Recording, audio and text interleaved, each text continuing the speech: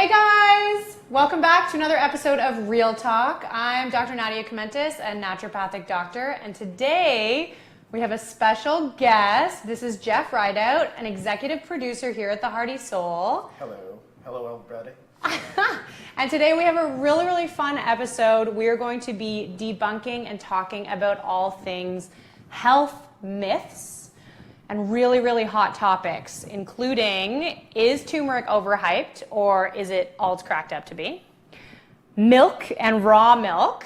Should you be buying it? Is it better for you? Can it make you sick? And also salt lamps. What do they do? What do they claim they do? Are they worth it? No. Well, we'll find out. So stay tuned. We've got a really exciting episode. We'll be back in just a bit, and we'll see you soon.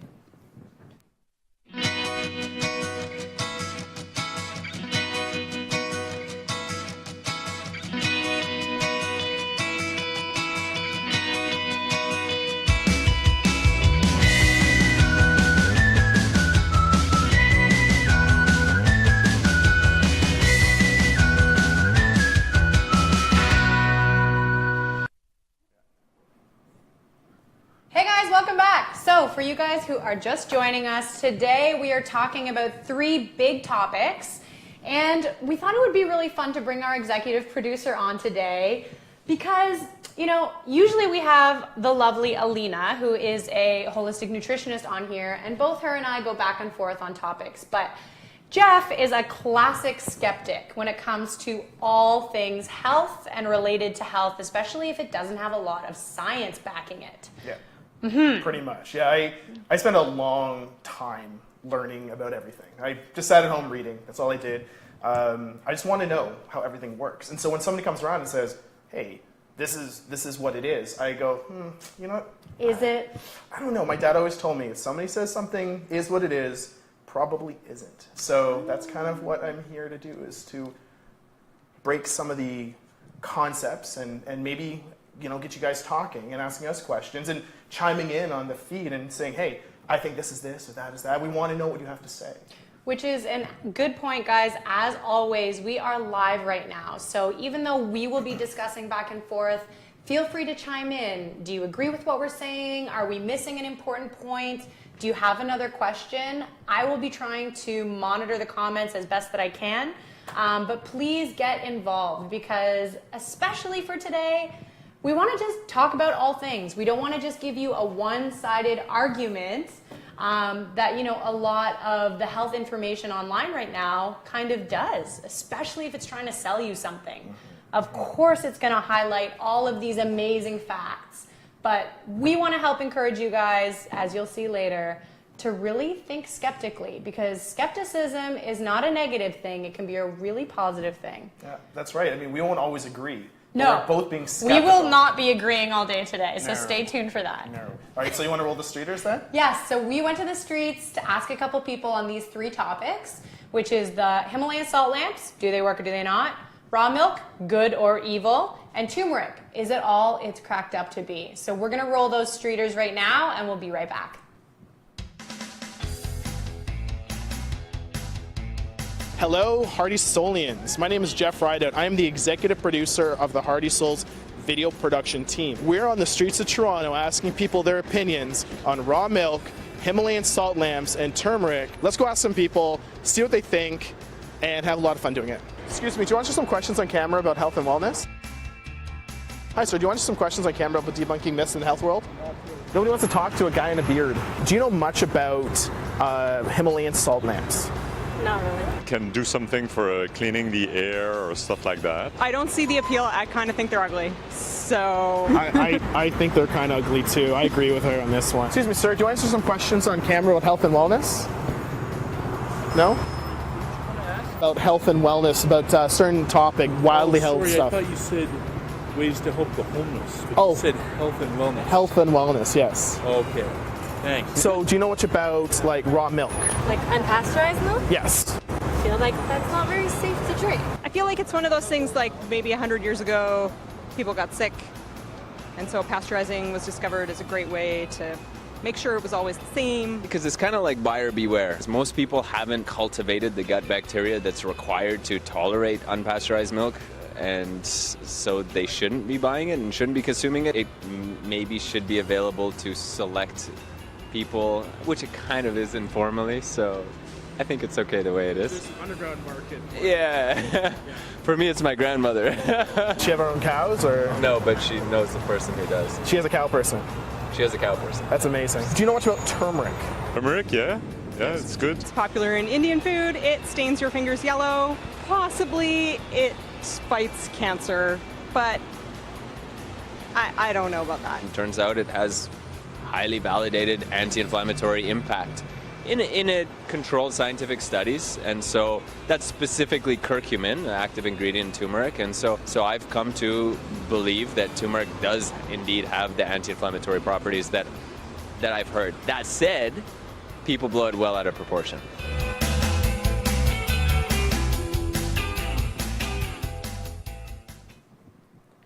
Hey guys, welcome back.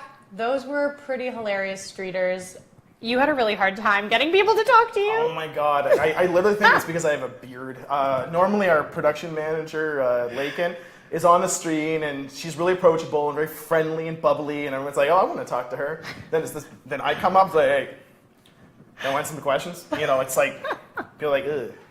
But then there were some really good responses in there too. I especially liked, so I believe the man with the sunglasses was a chiropractor. Yes. And he seemed to have a very balanced approach to some of those questions, which I liked. Yeah, he really wanted to like emphasize the importance of a balance between, you know, like the pure hardcore science and Anecdotal, just like, you know, what works for some people doesn't work for everybody, but then, you know, you can't rely completely on the science, so it's somewhere in the middle. So, you know, it's important to have that kind of balance. Yeah, and I think, and that's kind of what we're going to try to do today, is present some balanced arguments, even though some may be less balanced than others. But yeah, for you guys just joining us right now, we're going to be covering 3 hot topics. The first one being salt lamps. So the entire purpose of having our executive producer, Jeff, on today is to try to get a healthy discussion or debate going on whether these, you know, hot health topics are worthy of being in your home, if you should actually use them, if they're harmful, etc., etc. So, first one's first, salt lamps. You guys have probably seen these before. They literally look like large lumps of salt, and they have a little lamp on the inside. They're like a pinkish, or they can come in different colors sometimes. And actually they can have this nice, really nice warm glow around them when they're put on. Now, the pros or the argument for salt lamps are the idea that they emit what is known as negative ions. So for those of you that don't see the skepticism that comes in already. Okay, for those of you that don't know anything about negative ions can also be found in nature, from the crashing waves of the ocean, radiation, sunlight, all of these other areas. And essentially, the whole reason why salt lamps kind of came up was there was one study back in 1998, I believe, where they found that this machine that emitted negative ions was able to reduce seasonal affective disorder. So for those of you that aren't familiar with what that is, essentially it's when people feel feelings of depression or low mood that correlate to the seasons. So for example, in winter months or colder months when there's lower sunlight and lower vitamin D, you may experience lower moods, but then that can change and shift once you get into spring again. So these people kind of found out that these negative ions were doing some pretty cool stuff, making people feel better, and they were also starting to claim that negative ions from this machine were able to detoxify your home air. So I see a lot of head shaking from you. Well, okay, so the problem with the whole salt lamp thing. First of all, they're not mined in the Himalayas. They're actually mined. What do you mean they're not mined in the Himalayas? They're not. It's actually the majority of that salt is the reason it has a pinkish hue. It's got ferrous oxide in there, so it's a little bit of iron. Also, Jeff has a physics background, so we're going to keep it light. We're not going to get too dark. Yeah, so it's a little bit of iron in it, so it's got like that kind of orangey, pinky kind of hue to it, depending on what chemicals in there. But most of that's actually mined in about 150 miles south of the Himalayas in Pakistan, and then resold and rebranded, similar to the pink salt that you might buy for like cooking and food, stuff, right? So so there's a few issues. I mean, one is that salt also contains a lot of impurities. Okay. So you're looking at lead, arsenic, cadmium.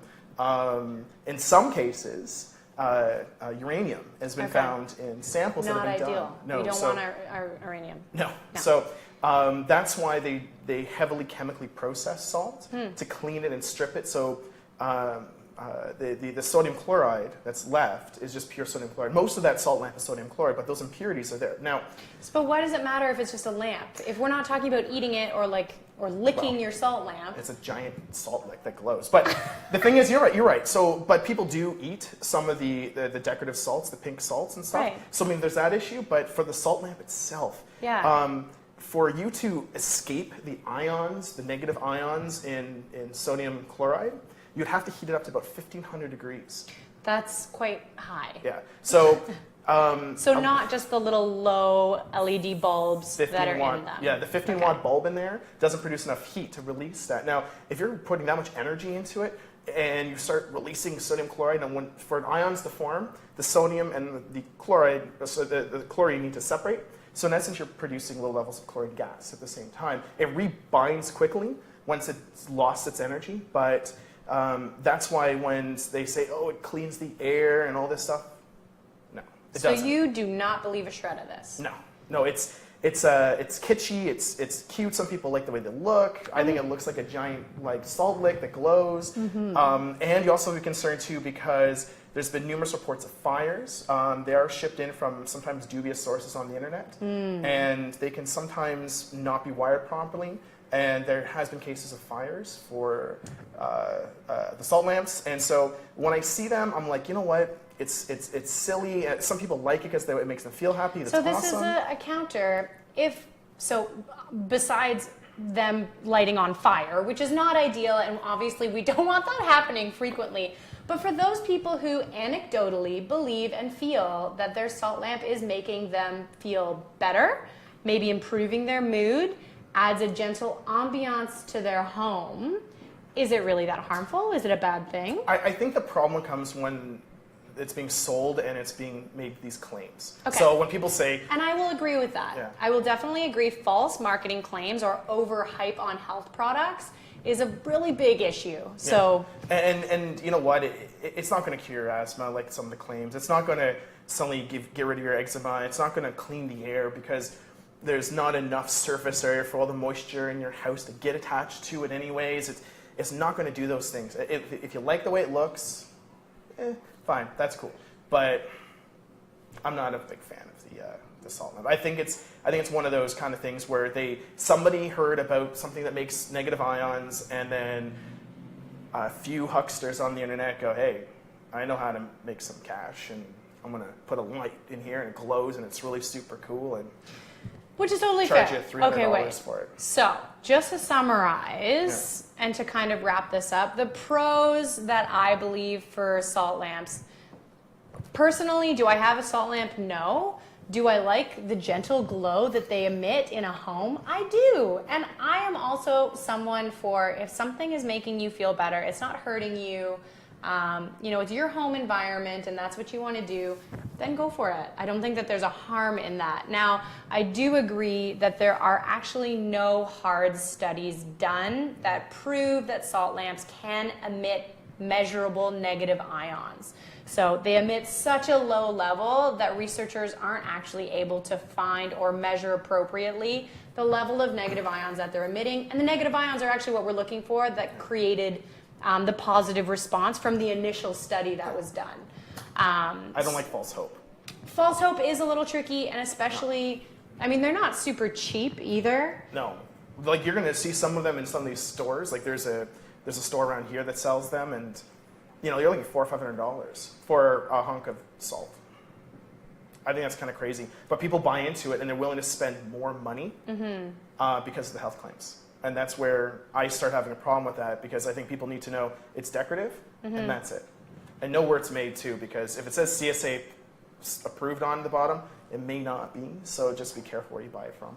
That's fair. And to be honest, if we're really going to talk about purifying your home air, I'm a huge proponent of plants. So plants have actually been shown, and especially specific types of plants, to help improve air quality, as we know that they are nature's natural air purifiers. That's why we have trees, to make oxygen. And just like we have these beautiful real plants, it's all fake. Anyways, so if you're looking for your fix of negative ions to help improve your mood, there is nothing better in my mind than a little dose of vitamin N, or nature. Go outside, get some sunlight, go to the ocean, dip your feet in, expose yourself to the elements, go into the forest, and that will most likely give you a much bigger dose of negative ions to help your mood and probably improve air quality at that, over Himalayan salt lamps. Now, if any of you guys have anecdotal evidence, or you know that salt lamps have been really beneficial to someone you love, or anyone really, let us know, because I like hearing those stories too, because again, this is where we can get, if we're too focused on science all the time, and don't get me wrong, I'm evidence-based and I like letting science lead me, I also know that science has limitations, and research isn't always caught up to where we are right now. So, Fair enough. I'm just refreshing. Apparently we have a comment. I'm sorry. We're seeing our technical director, Tim, flutter his fingers in the flutter background. his fingers See, for that's us. how, while I'm behind the camera and working with Tim back there, he will sometimes go like this to the host to answer questions, because they won't always be refreshed here. So that's why. It's true. Lynn, hello. Lynn from Oregon says hello, and she loves her salt lamp. So then, you know what, Lynn? If you love your salt lamp, just be careful. Make sure that it isn't going to light on fire.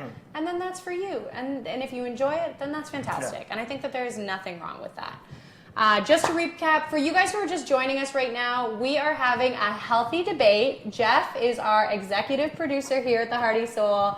I'm a naturopathic doctor. We're going over a couple topics that have a little bit of heat behind them, and really talking about, do they make sense? What's the healthy conversation around them? And, starting the conversation. So, we just did salt lamps, and now we're moving on to milk, specifically raw milk. So, Jeff, are you a milk drinker? Okay, I used to drink a lot of milk when I was younger, but I suffer from angry gremlin gut. Angry gremlin gut. And every time I drink milk, well, not every time, but often, it's like these small creatures inside me trying to rip themselves out. Saying that... Punching you from the inside. Yes. Yeah. Saying that's just my problem. It's no one else's. Well, there's lots of people who have that issue. It's just lactose intolerance kind of sucks. It's a real thing. But for me, one of the most important discoveries in modern Western society, if not the world, was pasteurization. Okay, go on about pasteurization. So, what is it and why do we need it? So Louis Pasteur.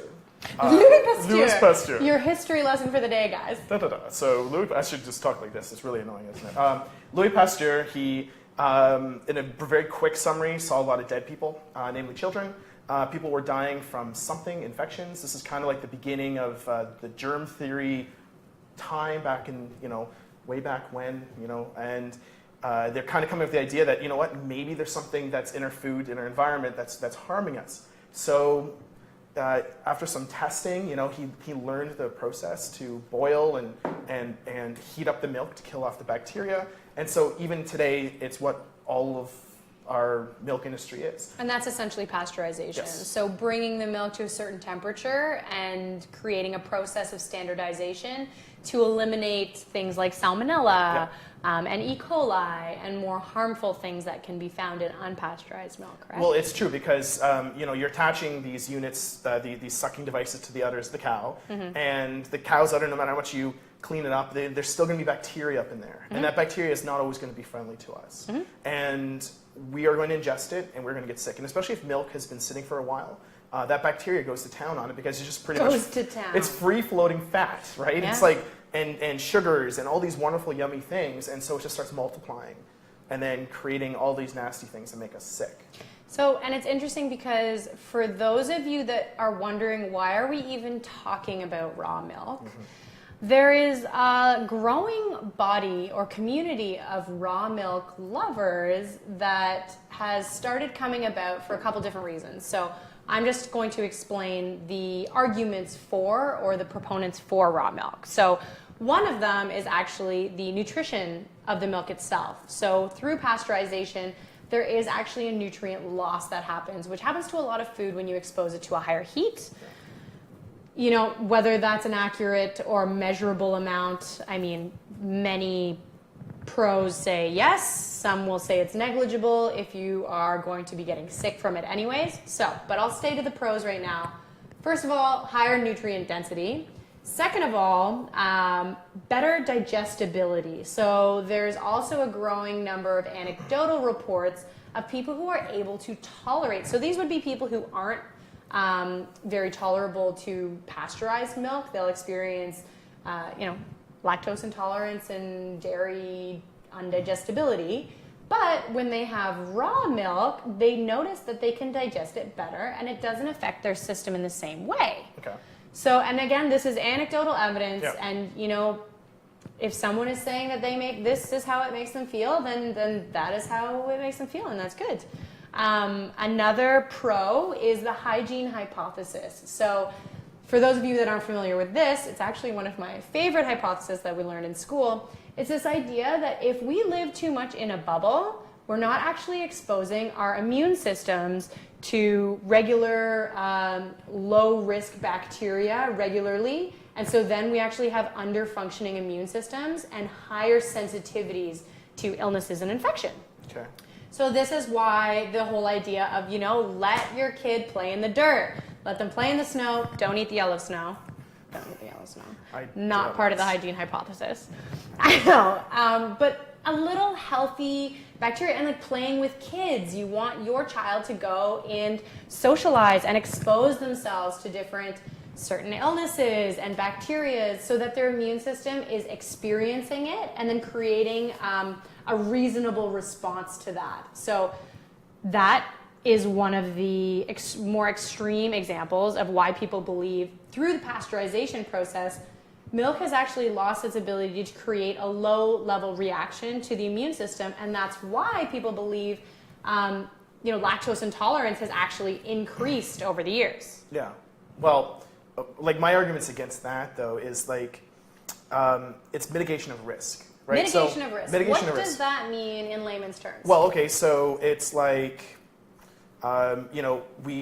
every day we go out and walk across the street. Every day we ride bicycles. We drive cars, so we wear seatbelts and wear helmets and look both ways before we cross the street. That's all about mitigating risk, but we're still exposed to risk no matter where we go. Right. But if you can minimize the amount of risk we face, the better it's going to be. So, so with pasteurization, the benefits of like nutrients and maybe preventing lactose intolerance in adults and children, I think to me those are outweighed by the benefits of them not getting violently sick, if not dying. Yeah. Because E. coli infections, a number of other kinds of infections that you can have from the milk, or even just like simple diarrhea, can harm children or even kill adults, like if you have compromised immune system. So we have to mitigate those risks, and by doing so, we pasteurize our milk or we irradiate our food. And that's where it comes into such an importance, is that mitigation of risk. And I've had raw milk. I've tried it.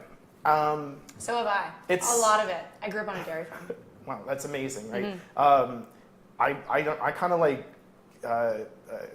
goat's milk a bit more, but that's pasteurized as well. And there's no issues with lactose issues with goat's milk. But with raw dairy, it was like, it's okay. Yeah. But to me, it was like, do we really want to create a product to put on our shelves that people can go buy and then give to their kids and they could possibly get sick from it? Yeah.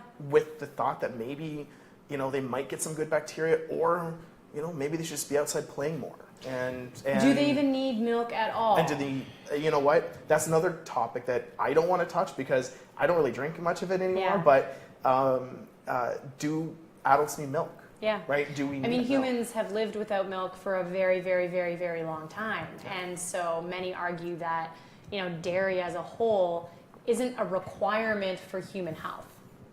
That's true. But we don't want to anger our dairy farmers that are watching. No, but you know what? Honestly, there is a real fact that dairy is not, for a lot of adults, can't process dairy the same way children can. Yeah. Right? They lack the enzymes that we lose as we get older.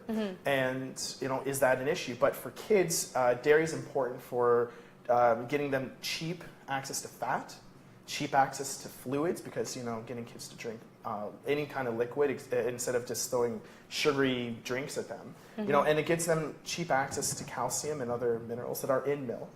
So I mean, exposing them to raw milk, I think is an unnecessary risk that I wouldn't want to have to do.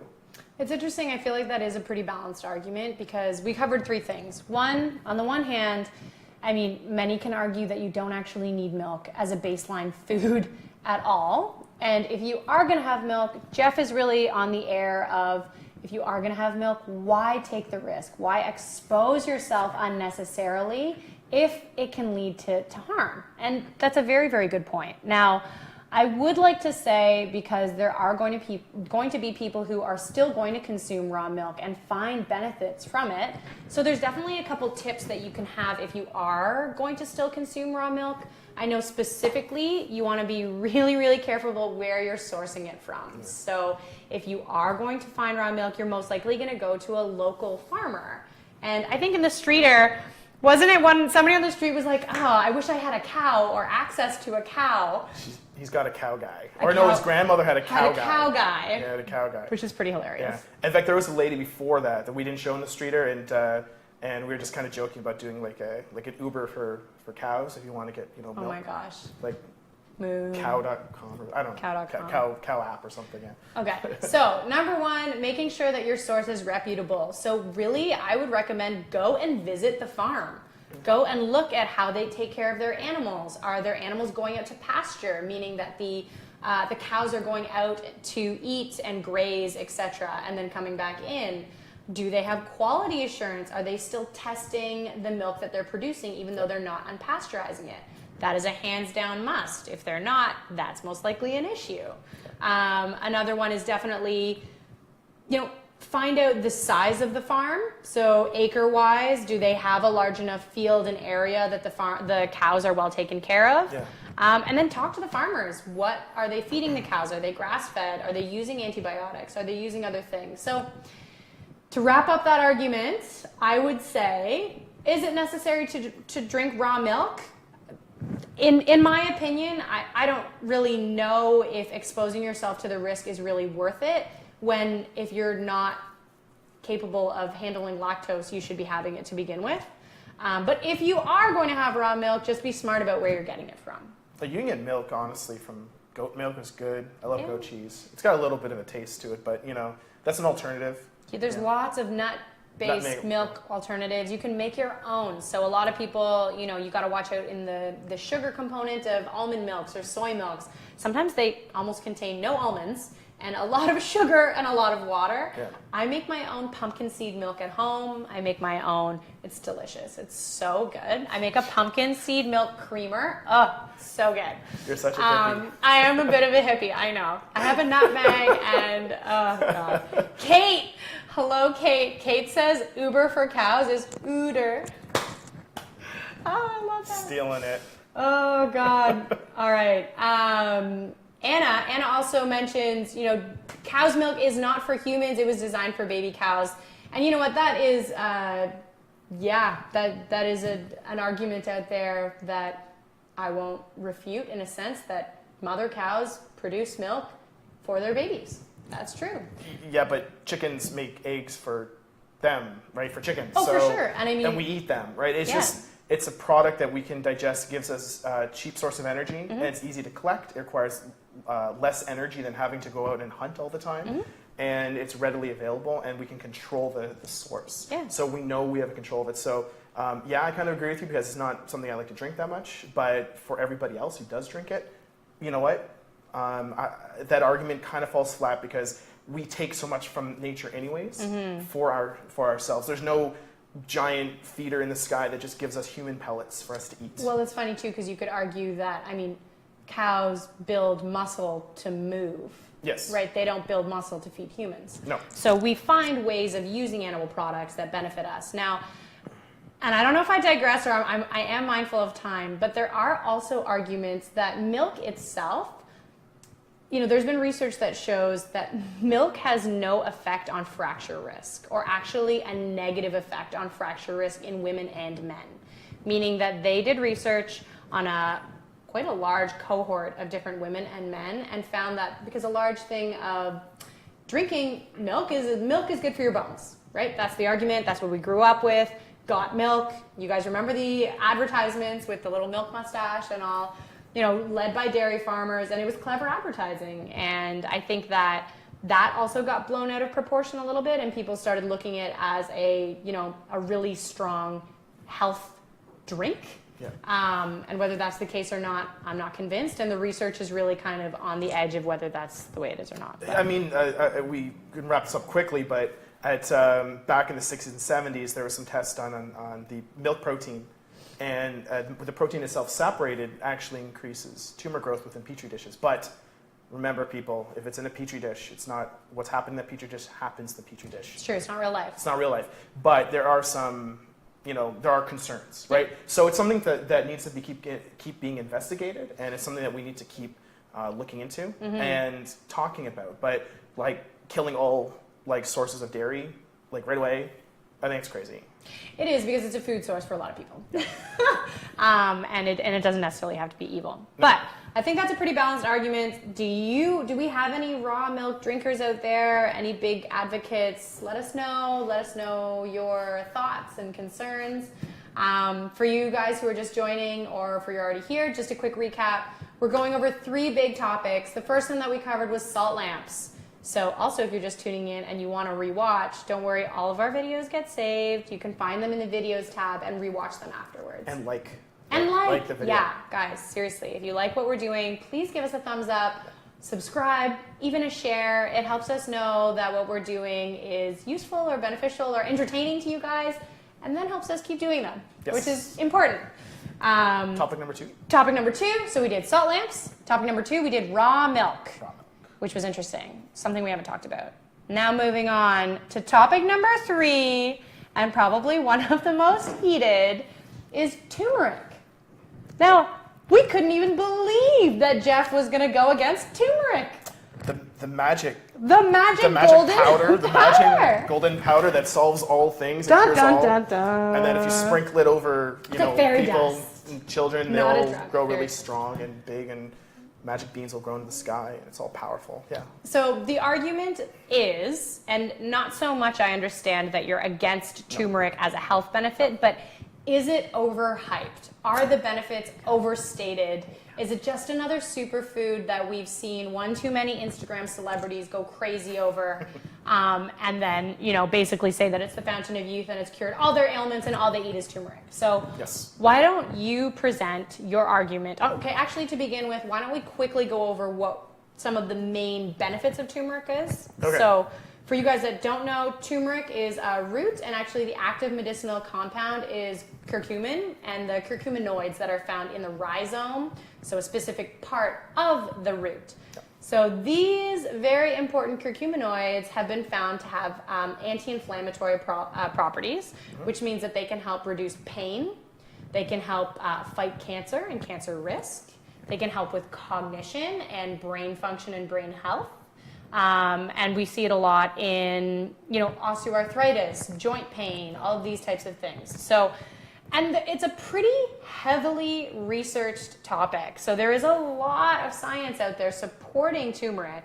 Now, what would you say is your beef? What is your beef with turmeric? Okay, it's a mix of a couple things. So some newer studies are starting to come out showing that how they do tests to see if it's actually working is it's a very complicated process, but in essence, they use glow in the dark dyes to track whether a chemical reaction has occurred between digestible proteins, and sometimes you get these false positives, and sometimes you get false negatives. And what they're finding is that the curcumin molecules are far too volatile to be able to be fully digested by humans, and so the health benefit claims around it, people latched on very quickly.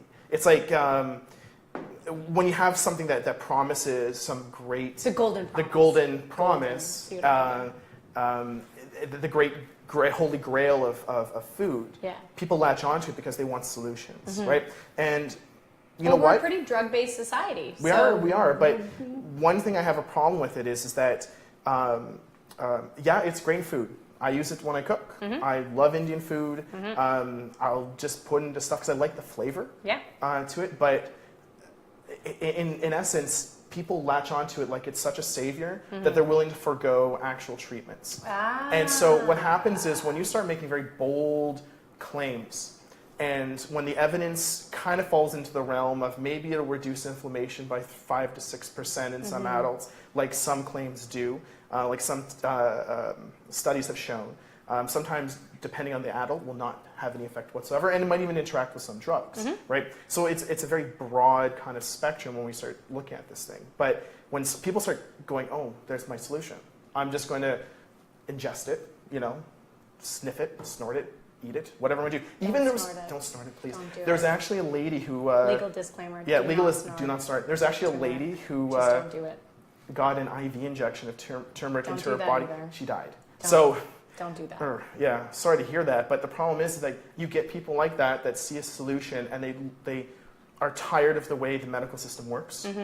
And So they go to the extreme. They go to the extreme. So you know what? There are alternatives. There's alternative practical medicine, and there is extreme practical medicine, and there's alternative medicine and regular alternative medicine. And there's varying degrees of all that. Yeah. So what happens is somebody will look at turmeric and go, this is my solution, my cure-all. This is my magic bullet. My magic bullet. I'm going to take this, and it's going to do X, Y, Z. Yeah.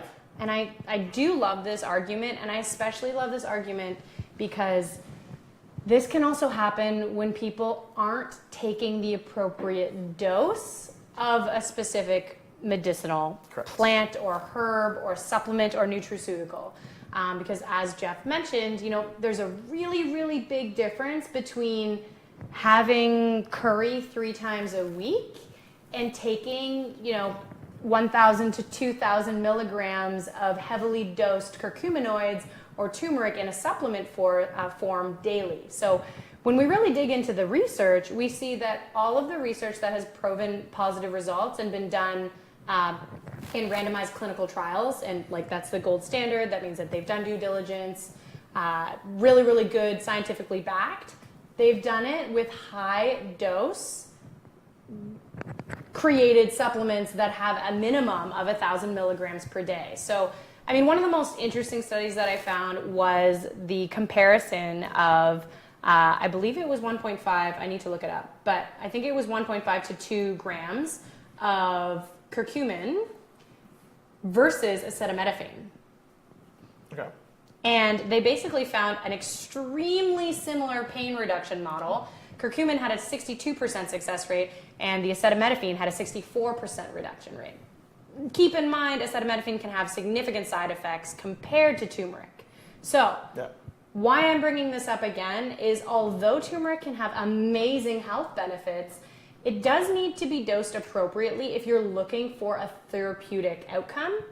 And as Jeff mentioned, anytime we look at health foods like that and we get kind of swept up with all the propaganda that goes with them, we can't forget that a supplement is called a supplement because it should be supporting and supplementing a healthy lifestyle and healthy diet and the other medications or work you're doing with a healthcare practitioner.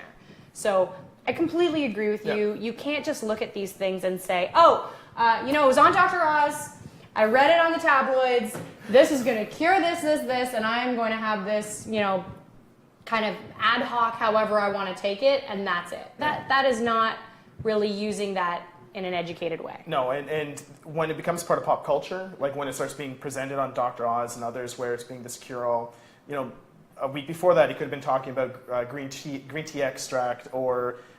which is actually really good. I like matcha actually. And then even like... ketones from raspberries, things. So people jump onto it. Even cannabis is becoming like this cure-all bullet that will solve all of our problems.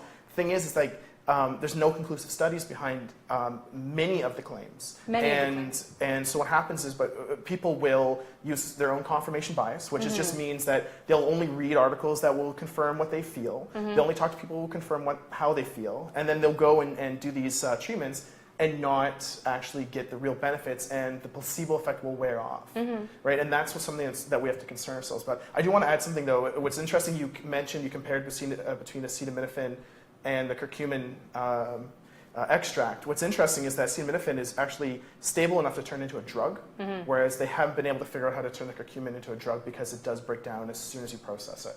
So that's one of the concerns too, is that you can't actually turn it into an active drug for people to completely ingest because it does break down. Well, it's tricky, not necessarily just because it breaks down, but when you're taking a natural form like a herb, it's hard to standardize, right? It grows from the earth, whereas pharmaceuticals are made in a lab. Yeah. So the standardization process is very, very different Yeah. and much more difficult to monitor and regulate.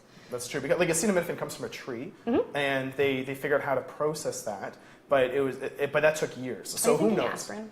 No, it's acetaminophen is from Tylenol. Acetaminophen is from a tree. I think put willow and aspirin. Is it aspirin? Yeah. Is it? Well, I'm totally wrong then. You I'm know sorry. what? But half the time, pharmaceuticals are actually based on nature. Well, that's true. So, okay, Yeah. I'm probably wrong here, but she is right though that many of our At work today, people were like, "Ooh, Jeff and Nadia are going to have a debate today," and they were like, "What's going to happen?" because on our company chat, I tend to I don't believe this. What's going on? It's true. What's He's this the nonsense? company skeptic, which is important because we don't. I mean, like that's what we're trying to get at with the Hearty Soul Yeah. is offering balanced information to you guys. And I mean, just to wrap this up, you guys have been awesome. We are going to wrap up really quickly. Da, da, da, da. Actually, we have a couple questions. Yes. Margaret, hello, Margaret from Midland, Ontario. Welcome to this segment. She's asking, does the powder work as well as the actual root? So, great question. Again, when you're cooking with turmeric as a food base, so that would be either as a fresh root or as the powder, big things to keep in mind is bioavailability for both. You always want to make sure you're having it with a fat source. And pepperin, which is found in black pepper, increases the bioavailability and stops the breakdown of the root.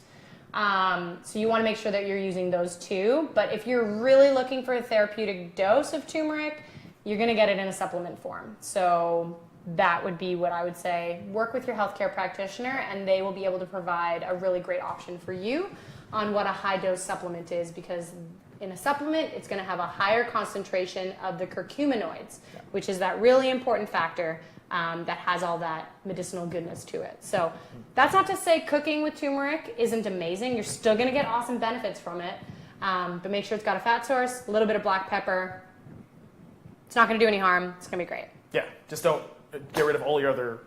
Don't stop going all your other outside practices, yeah. and having a healthy, balanced diet and exercising regularly and spending time in nature and with your friends. All of those things are important. We need to be well-rounded when we think of health and wellness, and even when we're thinking about traditional and non-traditional medicine. Yep. I think that that's a real part of being educated and taking control over your health, right? So when you ask questions and you don't just take things at face value, that makes you smarter and helps you choose and work with what's best for your individual needs. That's right. Because everyone is a unique snowflake that has individual needs. Anyways, okay guys, thank you so much for tuning in. If you missed last week's episode, and if you're just tuning in right now and wanted to see this one more time, all of our videos are saved. You can find them over in our video section. If you like what you guys saw today, please give us a like or a share or even some love if you're feeling really loving.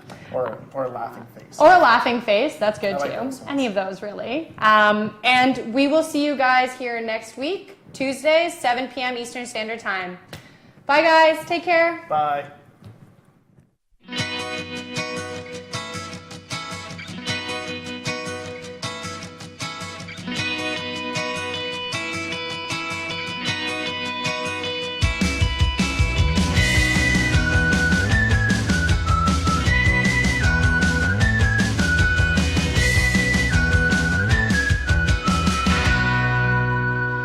Hey YouTube, thank you so much for tuning in today's episode. And if you liked what you watched, please be sure to subscribe to our channel. Yes, and if you had any questions or comments, you can just hit us up below. You can also give us a like. And if you missed last week's episode, you can see that right over here. And if you do want to see more of our previous episodes, you can catch them all over here. And also, be sure to tune in every Thursday at 10 a.m. for our other show, Real Food Live. Thank you so much, guys. Bye.